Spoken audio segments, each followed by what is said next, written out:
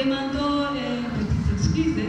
Tunataka mafundisho kwa sababu imeandaliwa kwa ajili ya zaidi sana watu zetu. Pourquoi parler seulement en français pendant qu'ils n'ont pas bénéficié? C'est pourquoi nous demandons l'interprétation du Swahili pour qu'ils en bénéficient aussi comme nous.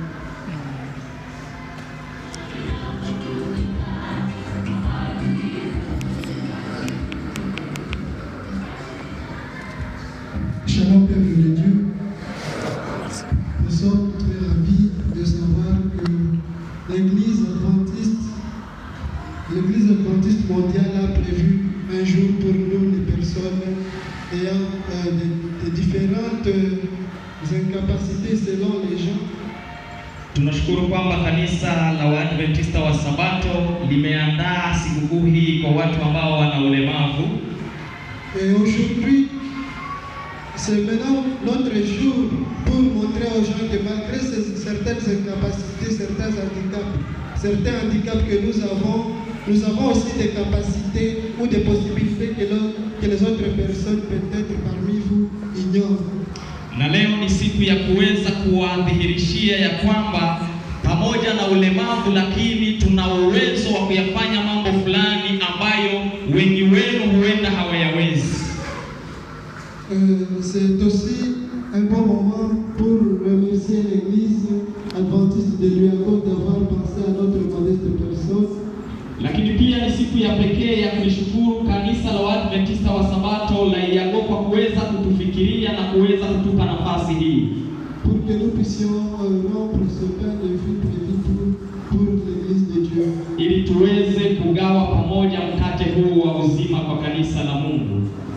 Mais avant que je dise un mot, je préfère que nous puissions prier. Na mbele sijasema neno lolote, ninatamani tuweze kuomba. Prions. Dieu Tout-Puissant, merci parce que tu as permis à ce que nous nous réunissions ici avec ton assemblée. D'après tout, nous sommes des pécheurs, mais sauvés par ta grâce. Pardonne-nous pour que tout ce que nous allons dire vienne de toi. Aiguise notre langue pour que tout ce que nous serons en train de dire, nous le tirions de toi et que nous inventions toute autre parole. Sois avec nous de ce moment jusqu'à la fin de Jésus. Aujourd'hui, l'Église a prévu un sermon que nous puissions. Le sermon d'aujourd'hui sera tiré dans. Plutôt, le sermon d'aujourd'hui a comme titre Créer avec des possibilités. Leo kanisa limeandaa somo ambalo lina kichwa kuumbwa na uwezo.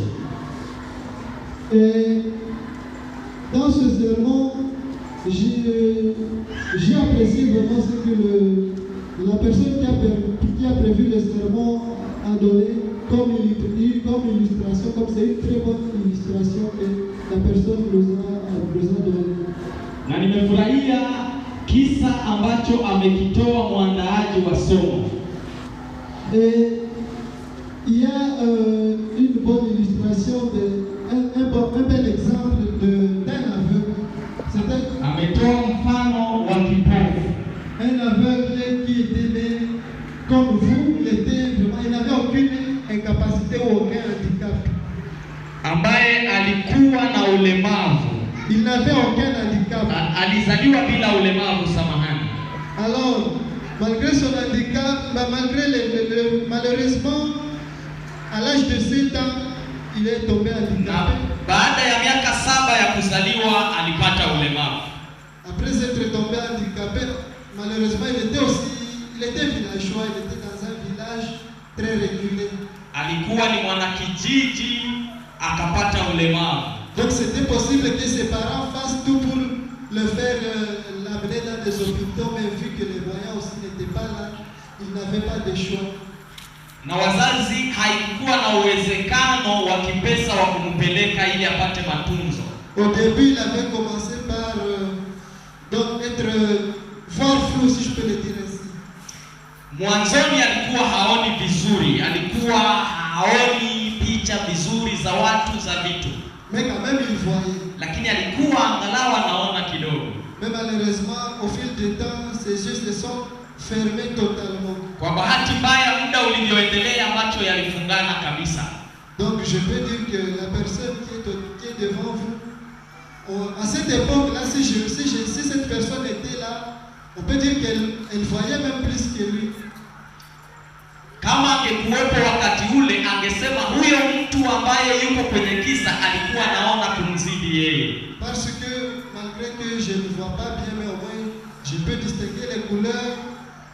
Anasema hata kama hawezi kuona vizuri lakini anaweza kutofautisha rangi. Mais cette personne-là ne voyait rien. Lakini yule ambaye wamehadisiwa hapa hakukuwa anaona chochote. Alors nous, parce que tout enfant, lorsqu'il est enfant, il aime jouer. Na kwa kuwa kila mtoto wakati akiwa mdogo anapenda kucheza, cet aveugle aussi jouait à la maison. Yule kipofu naye alikuwa anacheza nyumbani. Malheureusement, lorsqu'il jouait, il est tombé. Bahati mbaya alipokuwa anacheza alianguka. Et il s'est cogné sur la table. Na aliweza kuanguka kwenye meza.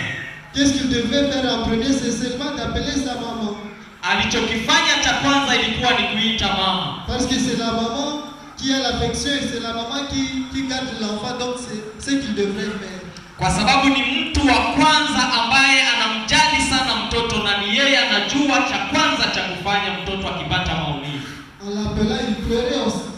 Alipomwita mama alikuwa analia pia. Et comme il pleurait, l'enfant a entendu le cri de l'enfant, et plutôt comme il pleurait, la femme a entendu le cri de l'enfant et elle est venue jusqu'auprès de l'enfant. Na mtoto alipokuwa analia, mama alisikia kilio cha mtoto, aliwahi haraka kuja ambapo anapatikana mtoto.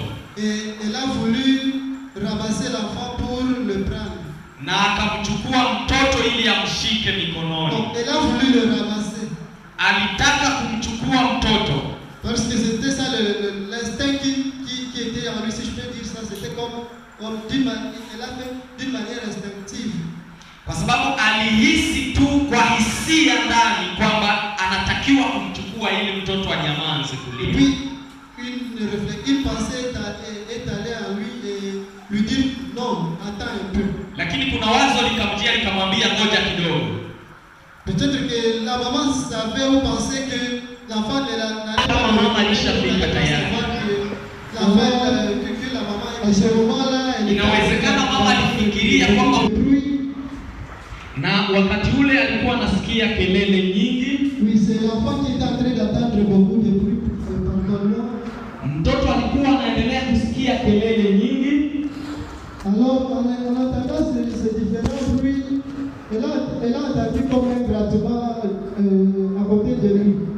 Na alipoendelea kusikia zile kelele alisikia kama kuna kitu kinagusa pembeni ya alipokuwa. Il a voulu prendre, parce que quand nous sommes en train d'entendre, c'est comme si, permettez-moi de dire, c'est comme si nous sommes en train de voir. Le fait que nous entendons, c'est comme si nous voyons. Watu ambao wana udhaifu wa kuona wanaposikia ni kama wanaona. Parce que nos oreilles remplacent en quelque sorte nos facultés visuelles. Kwa sababu masikio yanakuwa na kazi kama kazi ya macho. Alors quand l'enfant était en train de se diriger pour entendre qu'est-ce qui était en train de glater. Na sasa mtoto alipokuwa anatafuta kujua nini ambacho kiligusa pale pembeni ya alipokuwa, il toucha là-bas et il vit un petit animal. Akagusa aina fulani ya mnyama mdogo. Certaines personnes peuvent penser que c'était un rat ou toute autre forme d'animal. Watu wengine wanaweza kufikiria wenda ilikuwa ni panya au aina nyingine ya mnyama. Mais il l'a pris quand même. Lakini akaichukua. Vous tous vous connaissez comment ces gens d'animaux, s'il est très difficile de les prendre. Na wote mnajua namna ilivyo vigumu kumchukua aina ya mnyama kama panya. Parce que même vous qui voyez, je vois lorsque les gens sont en train de se précipiter pour prendre ces petits animaux-là, c'est difficile. Hata wanaoona wana ugumu wa kuweza kuwashika wanyama kama panya au mnyama mwingine kama sungura na mwingine. Mais cette personne est parvenue à le prendre. lakini yule kipofu akamshika, Et il l'a saisi par sa main. akamshika katika mikono yake. Alors la maman s'était demandé, comment ça? Mama akawa anajiuliza ni nini hii? Dans son cœur, bien sûr. C'est dans son cœur qu'il se posait. Alikuwa anajiuliza moyoni, ni nini? Ana uwezo wa kumshika huyu mnyama, imetokeaje? Alors par coïncidence, l'enfant a dit, je t'entends maman. Mtoto mara moja akasema, mama, ninakusikia. Et directement, la maman par affection, elle était très étonnée. Kwa upendo mama alishangaa Et elle pleurait. na akaanza kutoa machozi. Mais aussi elle était émerveillée, bien sûr. Lakini pia alishangaa ule uwezo wa yule mtoto. Et donc elle était très contente de savoir que l'enfant l'a reconnu bien qu'elle n'a pas parlé. Alielewa ya kwamba mtoto hata kama ni kipofu anaweza kusikia na kujua kwamba mama amefika hata kama mama hajasema neno. Souvenez-vous que l'enfant était né souvenez-vous que l'enfant n'était pas né aveugle. Kumbukeni kwamba yule mtoto hakuzaliwa akiwa kipofu. Et dans quelques mois seulement de cécité, il a pu découvrir la maman malgré cette cécité qu'il avait. Lakini katika siku chache za upofu alikuwa na uwezo wa kujua kwamba mama amefika hata kama mama hajasema neno. Mais il semble qu'un autre jour, la maman avait posé la question à l'enfant, comment tu m'avais reconnu? Ikafika siku mama kauliza mtoto, ile siku ilitokeaje kwamba ulijua nimefika na nilikuwa sijasema na sijakugusa? L'enfant a répondu à la maman, j'entends comme tu vois. Mtoto akajibu, ninasikia kama unavyoona.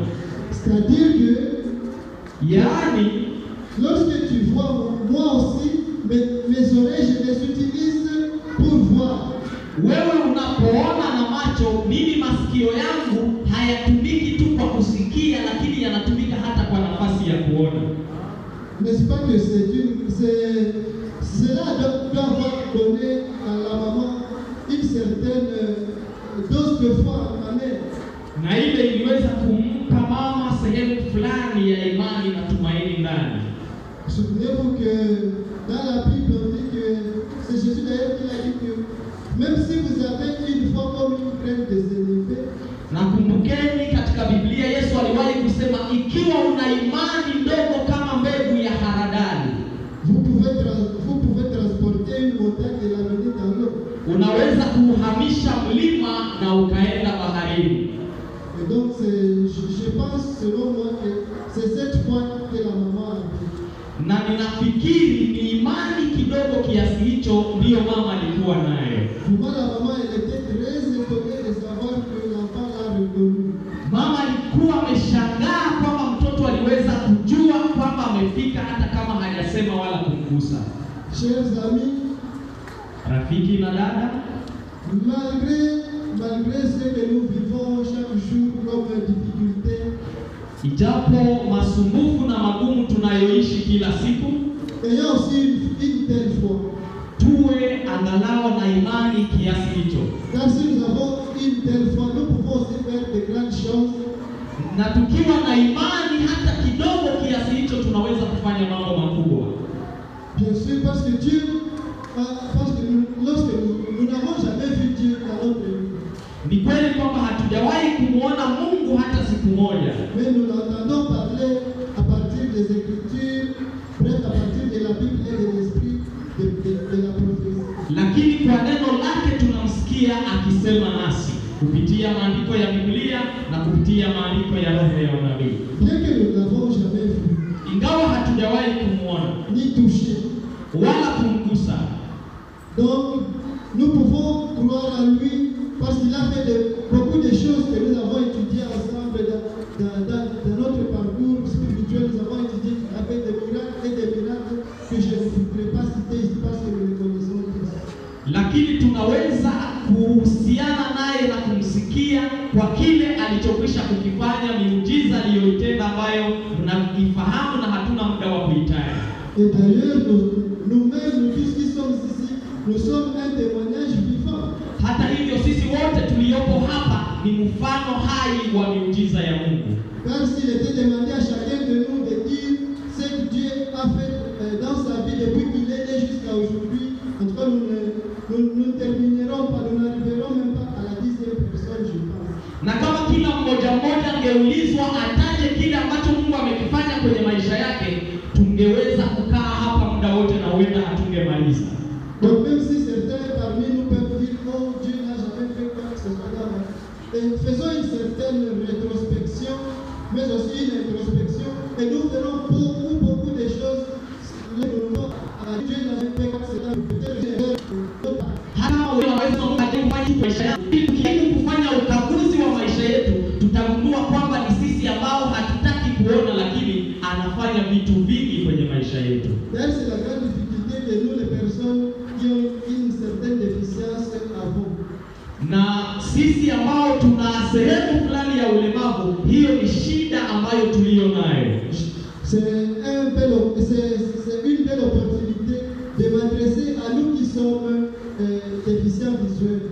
Ni fursa kwangu kuweza kuongea na wale ambao wana ulemavu wa kuona. Parfois il nous arrive de dire est-ce que Dieu vraiment, comment tu as permis que je sois ici? Kuna wakati tunajiuliza kwa nini Mungu liruhusu ili niwe hivi? C'est vraiment une erreur de notre part et que Dieu nous pardonne pour ça. Lakini ukweli ni kwamba ni kosa letu kutokuona mambo mengine makuu, na Mungu atusamehe kwa hilo kosa. Parce que moi-même, je dois le dire parce que j'ai déjà demandé pardon à mon grand-père. Na yeye binafsi anasema ya kwamba nitasema hivyo kwa sababu nilikwisha kuomba msamaha kwa hilo. Il m'est arrivé un jour où j'ai dit Dieu n'existe pas. Ilimfikia siku alisema kwamba Mungu hayupo. Comment Dieu peut permettre à ce que ce genre de situation m'arrive? Inawezekana namna gani Mungu aruhusu hali hii kunifikia? Voyez un jour où Jésus, lorsqu'il était en train de souffrir sur la croix, il y a des gens qui le frappaient, qui le faisaient du mal. Kuna wakati Yesu alikuwa anateseka msalabani, watu wanampiga, wengine wanamfanyizia mabaya, zihaka na kumtemea mate. Lorsque je fus enfant, on le faisait à moi. Donc il y a des gens qui venaient devant moi ou derrière moi, ils me frappent. Ils me disent qui est celui qui vient de te frapper.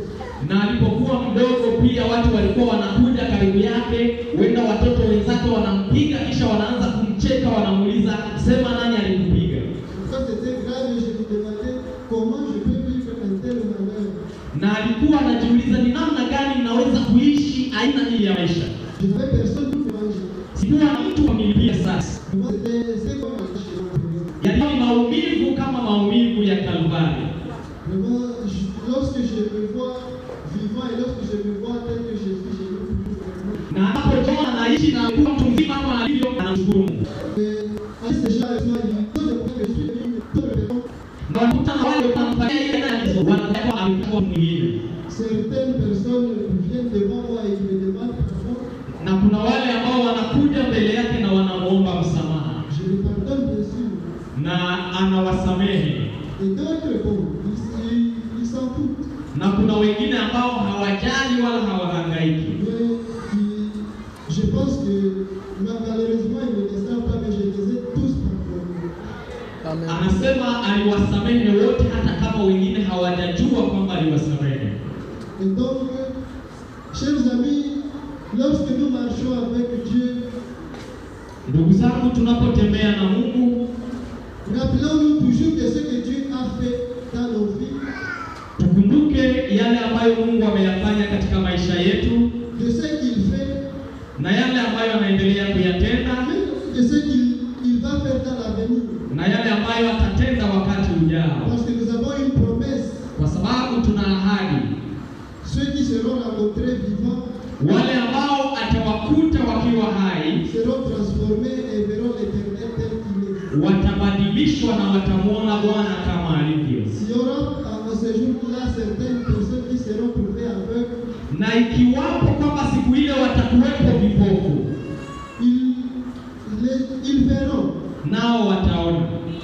Et après cela, ils connaîtront na watajua namna Mungu alivyo. Et je vous dis une chose. Nawaambia jambo moja. Vous qui êtes ici, ninyi mliopo hapa, lorsque Dieu arrivera, wakati Yesu atakapokuja, si vous le verrez, ikiwa mtamuona, vous ne le verrez pas avant moi.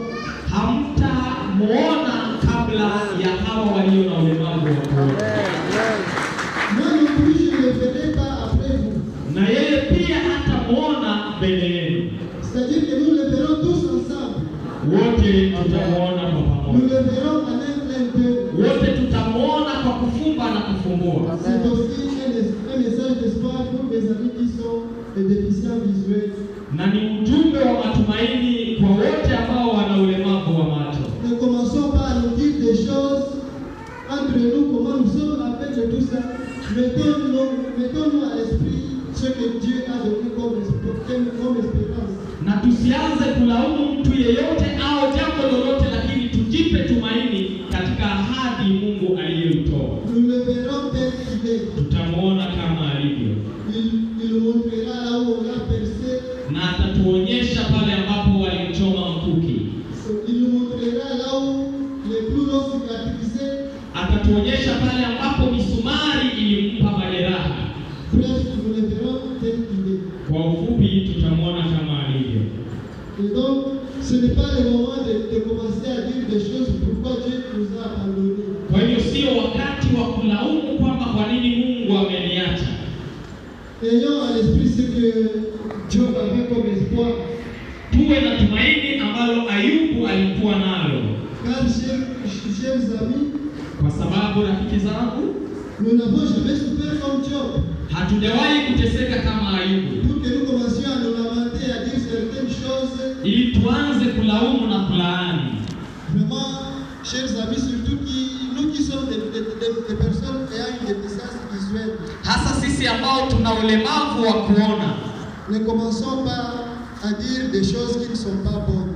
Tusianze kusema maneno makali, maneno ya kukashifu kuhusu Mungu. Donc nous devons toujours avoir confiance en notre Seigneur Dieu Tout-Puissant. Tunapaswa kubaki tukimtegemea Mungu wetu na ni Mungu mwenye nguvu. Et cette histoire que je vous ai racontée là, na hadithi hii ambayo nimewaeleza, est une histoire récente. Ni hadithi ambayo sio ya muda mrefu. Mais plus loin, une période vers l'Antiquité là. Lakini katika wakati wa nyuma sana wa historia, à la période de Jésus, wakati wa Yesu Kristo, il y avait aussi un tel cas. Kulikuwa na kisa cha kufanana na kile. Nous pouvons lire par exemple dans le livre de Jean. Tunaweza kusoma kwa mfano katika kitabu cha Yohana, Évangile selon Jean, Injili kama ilivyoandikwa na Yohana, dans le chapitre 9, katika sura yake ya 9. Lisons d'abord le premier et le deuxième verset. Tunasoma mstari wa kwanza na wa pili, inasema. Je cherche d'abord dans mon petit livre ici, j'ai apporté un livre. Anajaribu kutafuta katika Biblia yake. J'ose chercher, je pense que je vais trouver. Anajaribu kutafuta kwa haraka ili aweze kupata. Parce que nous avons des difficultés avec notre écriture. Mjaribu kumvumilia kwa sababu ni aina ya Biblia wanaita Braille. Kwa hivyo inajaribu kutumiwa na mikono kwa kusikia ili kuweza kupata na kusoma. Je viens de trouver. Amepata kitabu cha Yohana sura ya 9. La version c'est la version du français courant. Na toleo lake ni toleo la kisasa la Kifaransa. Je lis. Anasoma. En chemin, Jésus vit un homme qui était aveugle depuis sa naissance. Njiani Yesu alimuona mtu aliyekuwa kipofu tangu kuzaliwa. Ses disciples lui demandèrent. Wanafunzi wake wakamuuliza. Notez avec moi. Notons ensemble ici. Sikilizeni vizuri. Maître, Mwalimu, pourquoi cet homme est-il né aveugle? kwa nini huyu mtu alizaliwa kipofu? À cause de son propre péché ou à cause du péché de ses parents? Je, ni kwa sababu ya dhambi yake au kwa sababu ya dhambi ya wazazi wake? Vous avez entendu avec moi? Je, mmesikia pamoja na mimi? C'est-à-dire que Ina maana kwamba à cette période-là, les gens voyaient seulement les difficultés que présentait la personne. watu walikuwa wanaona tabu ya yule mtu. Ils ne voyaient aucune possibilité que la personne avait en elle. Hawakuwa yoyote au uwezo wowote uliokuwa ndani ya yule mtu. Vraiment, c'était grave en ce temps-là. Kwa hivyo ilikuwa ni huzuni kwa wakati ule. Parce que si vous lisez par exemple, je n'ai pas le temps de lire, mais si vous lisez dans les livres d'Exode où on parle des différents commandements, le chapitre 20 du livre d'Exode, Lakini mtoma kitabu cha Kutoka sura ya 12 hapo taja aina ya amri. il y a pas dit, je ne sais pas même le mot de la Bible, là on dit, j'ai les enfants et je leur porte même les souffrances que devraient même porter leurs parents et leurs arrière-grands-parents. Kuna mahali fulani kwenye amri wanasema ya kwamba ninawapatiliza maovu ya baba zao hata kizazi cha 3 na cha 4 cha wale wanichukiao. C'est là que s'étaient limités seulement les apôtres et les pharisiens. Sasa wanafunzi ni hapo mawazo yao iliwaelekeza. Les apôtres et les pharisiens. Wanafunzi pamoja na Farisayo. Parce que si une personne a une affaire de Wapo wanajua na ulemavu fulani. c'est que c'est un péché. Ina maana yeye ndiye Ou ce sont pas ou arrière-grands-parents. au ni wazazi wake au ni mababu wa kule nyuma. C'est seulement là qu'ils se sont arrêtés. Kwa hivyo ni lile wazo ndipo walipoishia. Ils ne se sont pas souvenus qu'il y a aussi une autre chose qui y a dans le fait qu'une personne peut être handicapée. Kwa hivyo hawakufikiria kitu kingine kinaweza kusababisha mtu akazaliwa na ulemavu. Non seulement le handicap, mais toute autre situation désagréable qui peut arriver dans la vie de quelqu'un. Na sio ulemavu tu, lakini aina yoyote ya ugumu unaweza kufika katika maisha ya mtu fulani. Parce que vous vous souvenez dans Isaïe, quelque part on dit, lorsqu'on était en train de prophétiser sur Jésus, on disait que les gens pensaient que Jésus était en train de recevoir le châtiment de Dieu lorsque les gens étaient en train de lui faire du mal. Sehemu fulani katika kitabu cha Isaya, wakati wanatabiri kuhusu mateso ya Yesu, wanasema ya kwamba Yesu alikuwa anapokea adhabu ya Mungu. Voyez donc, cette pensée-là était toujours ancrée en ces gens de cette époque-là. Kwa hivyo watu wa ule wakati walifikiri tu kwamba mtu akiwa na aina fulani ya ulemavu ina maana yake ni adhabu. Ils ont oublié ce qui est très important, ce qui est mentionné ici dans Jean 9, le verset 3 à 5. Walisahau ambacho kinaandikwa katika Yohana sura ya 9 mstari wa 3 mpaka wa 5. Je préfère que nous lisions ensemble. Na anatamani tuweze kusoma pamoja. Jean, Yohana le chapitre 9, sura ya 9 le 3e verset au 5e. mstari wa 3 mpaka wa 5. Je continue toujours dans mon français courant. Anaendelea kusoma katika toleo la Kifaransa cha kisasa. Jésus répondit. Yesu akajibu. Parce que vous vous souvenez que les disciples lui ont posé une question. Kumbuka wanafunzi walimuuliza swali. Et Jésus devrait répondre à cette question. Na Yesu alipaswa kujibu. Écoutons ensemble ce que Jésus a répondu. Sikilizeni jibu la Yesu. Ce n'est ni à cause de son péché, Si kwa ajili ya dhambi yake, ni à cause du péché de ses parents. wala kwa ajili ya dhambi ya wazazi wake. Il est aveugle pour que l'œuvre de Dieu puisse se manifester en lui. Ni kipofu ili uwezo wa Mungu uweze kujionyesha ama kujidhihirisha ndani yake. C'est ça la possibilité que Jésus voulait leur montrer. Na hii ndiyo fursa Yesu alikuwa anapenda kuwaonyesha. Parce qu'il savait seulement que lorsqu'une personne a un quelconque malheur, c'est qu'il est en train d'être Dieu. Wao walidhani ikiwa mtu ana ulemavu ina maana anaendelea kupata adhabu ya Mungu. Continuons toujours à lire. Tunaendelea kusoma. Je vais au 4e verset. Mstari wa 4. Pendant qu'il fait jour, Wakati kungali mchana, nous devons accomplir les œuvres de celui qui m'a envoyé. na tutende kazi ya yule aliyenituma. La nuit s'approche Usiku umekaribia, où personne ne peut travailler. ambapo mtu yeyote hawezi kufanya kazi. Pendant que je suis dans le monde, Ni wapo hapa duniani, je suis la lumière du monde. mimi ni nuru ya dunia. Amen. C'est-à-dire ici, il est en train de vouloir répondre maintenant à ces questions que lui ont posées ses disciples. Hapa anajibu kwa swali ambalo walimuuliza wanafunzi Et wake, il leur montre que ce n'est ni la personne qui a péché, na anaonyesha ya kwamba sio yule mtu kipofu aliyefanya dhambi, encore moins ses parents, ses arrière-grands-parents. na wala sio wazazi, mababu na kuendelea huko nyuma waliotenda dhambi, Mais plutôt pour que la volonté de Dieu se manifeste en lui.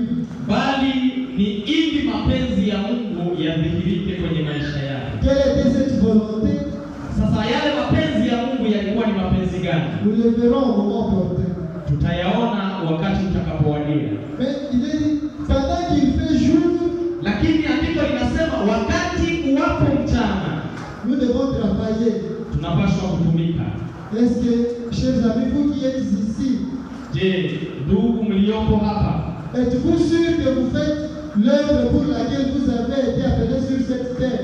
je, mna uhakika kwamba mnafanya kazi ambayo mliitiwa hapa duniani? Que chacun de nous s'interpelle en son esprit. Kila mmoja ajiulize moyoni, Parce que nous avons été créés pour un objectif spécifique. kwa sababu tuliumbwa kwa lengo na shabaha maalum.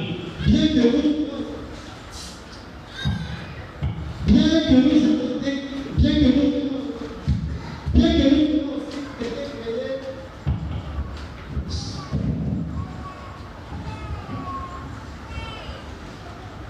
bien que nous ayons été créés aussi pour un objectif qui est général. Ingawa tuliumbwa pia kwa lengo la jumla, Celui de faire de tous les êtres humains du monde entier des disciples de Dieu.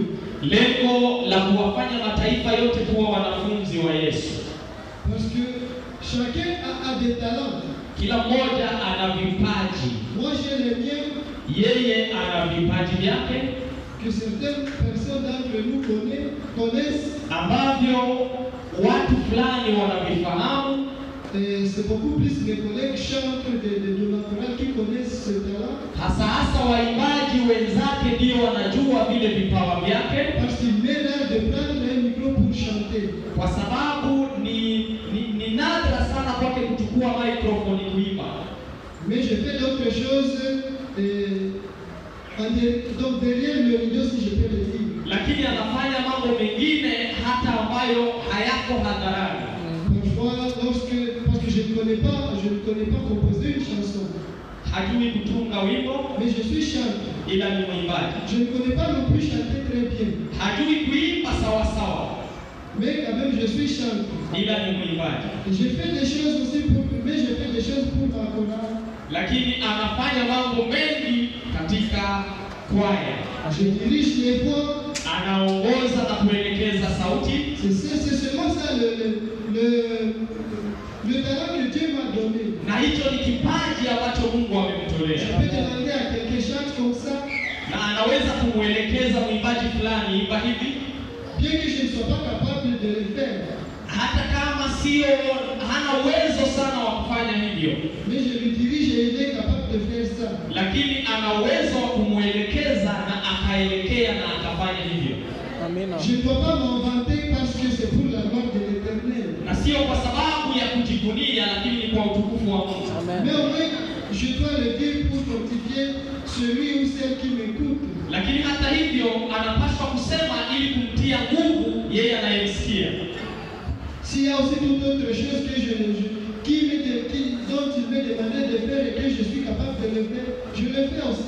na kila ambacho anahitajika kufanya, ambacho ana uwezo wa kufanya, anakifanya pia.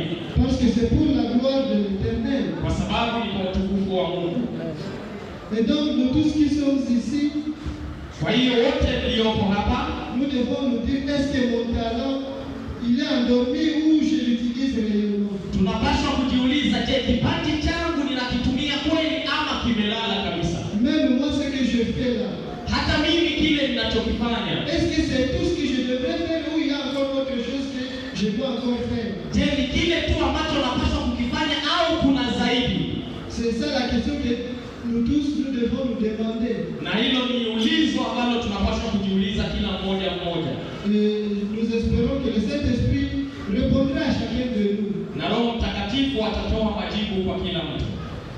Chers amis, rafiki, c'est vraiment malgré que la personne a été aveugle, ingawa mtu alikuwa kipofu, il lui a été donné une opportunité, lakini alipewa fursa, celle de voir, fursa ya kuona, et il a enfin vu.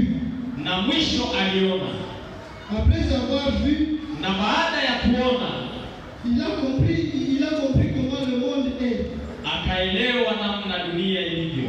Après avoir compris comment le monde est, na baada ya kuelewa namna dunia ilivyo, comme il était à côté du Créateur, kwa sababu alikuwa pembeni ya Muumbaji.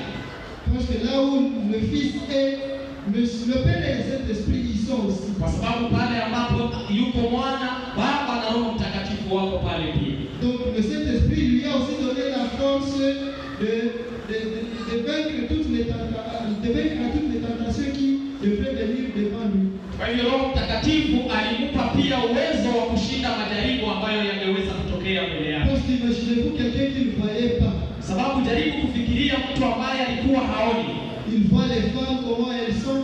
Halafu anafunguliwa macho, anaanza kuona kina mama namna walivyo. Il voit les biens de ce monde comment ils sont. Anaona mambo mazuri, majengo mazuri na vitu vizuri namna vilivyo. Certainement il peut être tenté.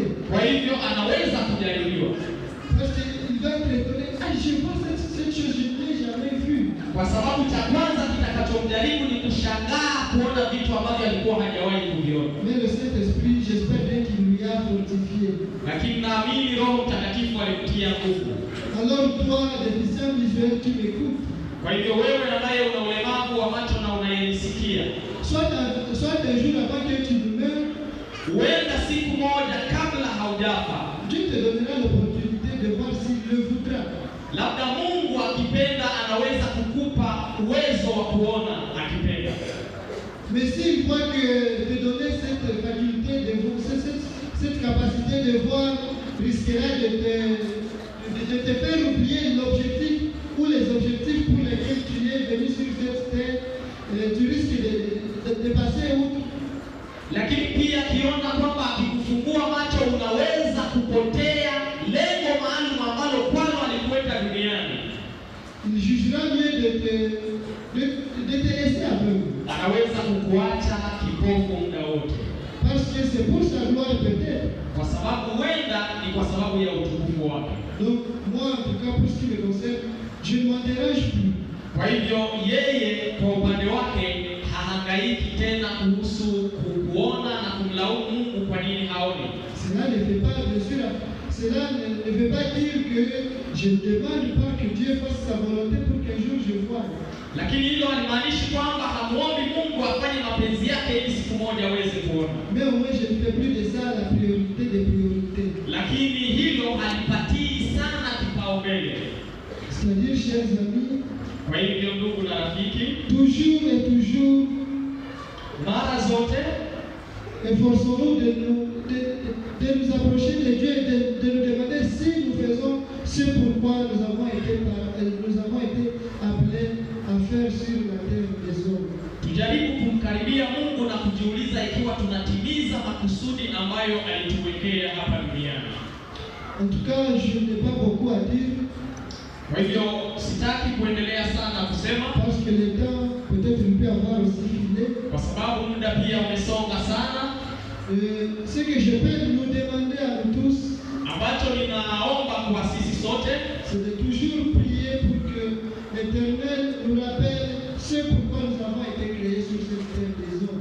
Ni kuomba ili Mungu aendelee kutukumbusha kile ambacho kilifanya tukaumbwa hapa duniani. Parce que si nous avons été créés hommes, Kwa sababu ikiwa tumeumbwa wanadamu, c'est que c'est pour des objectifs. kwa hivyo kuna malengo na makusudio. Pourquoi Dieu n'a pas préféré que nous soyons des rats, Kwa nini Mungu hakutamani kutuumba tukiwa panya, des souris, tukiwa panya, même des plantes, même parce que c'est Dieu qui a créé des plantes, au hata miti na mimea, mais il nous a créés hommes. lakini alituumba wanadamu. S'il le voulait même, Na kama angelipenda, il n'allait pas même vouloir que nous soyons appelés à l'existence. huenda asingetuumba hata. Donc, il y a une raison pour laquelle nous avons été créés. Kwa hivyo kuna sababu iliyotuma tukaumbwa. Nous devons toujours nous demander si nous l'accomplissons. Tunapaswa kujiuliza ikiwa tunatimiza yale makusudio ambayo kwayo tuliumbwa. Et donc, que chacun de nous le prie dans son cœur, Kwa hivyo kila mmoja aendelee kuomba hilo moyoni, mais aussi lorsque j'aurai terminé le sermon, na nitakapomaliza hubiri hili, compris qu'il y ait quelqu'un qui va prier pour nous pour que nous puissions toujours nous rappeler de ça. na kuwepo mtu ambaye ataomba kwa ajili yetu sote ili tuweze kukumbuka hilo kila wakati. Aussi, Pia nous qui sommes des déficients visuels, sisi ambao tuna ulemavu wa kuona, priez aussi pour nous. tuombee pia, Parce que nous avons besoin d'une force, kwa sababu tunahitaji nguvu, une force spirituelle nguvu za kiroho qui va nous aider à comprendre cette situation parce que ce n'est pas aussi difficile. ambazo zitatusaidia kuelewa hali hii ambayo tunaishi ndani. Priez aussi pour nos différents entourages, Mwombee pia majirani wanaotuzunguka pour qu'ils nous comprennent malgré nos différentes difficultés visuelles que nous avons. ili watuelewe na kutuchukulia ingawa tuna udhaifu huu wa kutokuona. Mais aussi, il y a une demande que je préférerais faire à toute l'Église Lakini kuna ombi pia natamani kulitoa kwa kanisa mzima et aux personnes de bonne volonté. na kwa wale ambao ni watu wa moyo safi.